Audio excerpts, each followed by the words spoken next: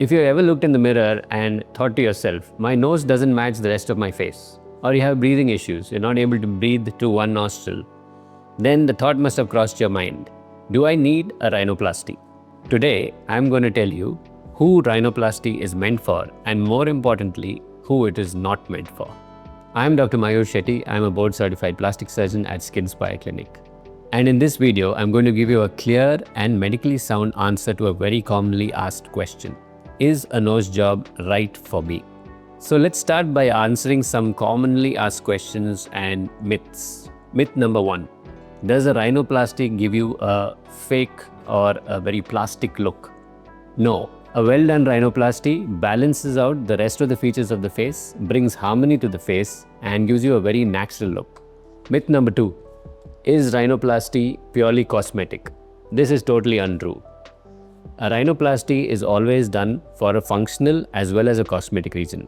So after a rhinoplasty, you're able to breathe well as you have a very balanced appearing nose. Most of my patients after rhinoplasty tell me that they didn't even realize they were not breathing normally. So let's first talk about people who need a rhinoplasty for medical reasons. Most commonly, patients come with a deviated nasal septum, which means that the nose is deviated to one side, causing a decreased air entry into the nose. The second most common reason is a problem with the nasal bridge. The bridge may be having a hump or it may be collapsed down. This is usually associated with functional issues too, but is also more cosmetic.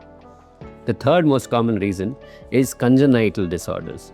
So there are children born with disorders such as cleft lip and many other facial defects which affects the nose, and this causes a growth deformity that leads to an abnormal looking nose as well as functional issues.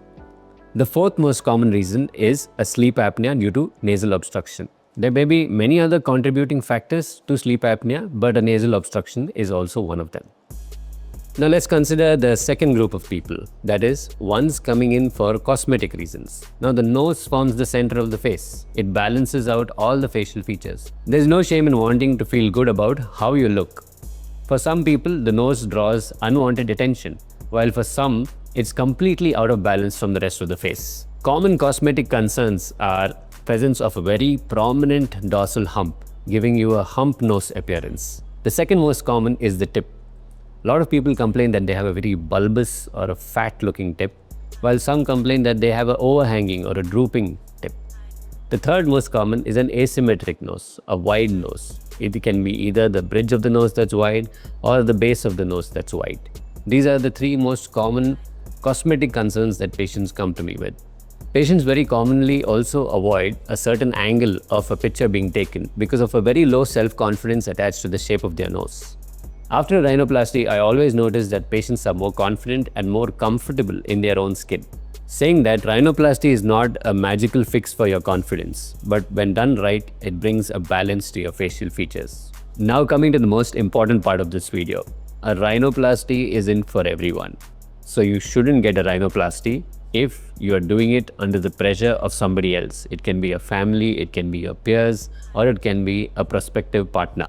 The second reason you should not get a rhinoplasty is if you are hoping that it will solve certain problems such as anxiety, relationships, or job issues. The third most important reason why you should not get a rhinoplasty is if you have unrealistic expectations. If you think that by getting a rhinoplasty, you can look like somebody else, then do not come for a rhinoplasty. We also avoid rhinoplasties until the face and the nose is fully developed, that is usually about 16 to 18 years. So remember, the best outcomes happen when you are clear about why you want a rhinoplasty and what you want out of it. So if you're unsure about whether you need a rhinoplasty, the next best step that you can take is come in for a consultation. When you come in for a consultation, here's what we do. First, I do a thorough facial analysis, analyze your nose, analyze your facial proportions. The second thing, I would ask you what your goals are. We discuss these goals in great details. We also see what are the top 3 things you would want to change in your nose.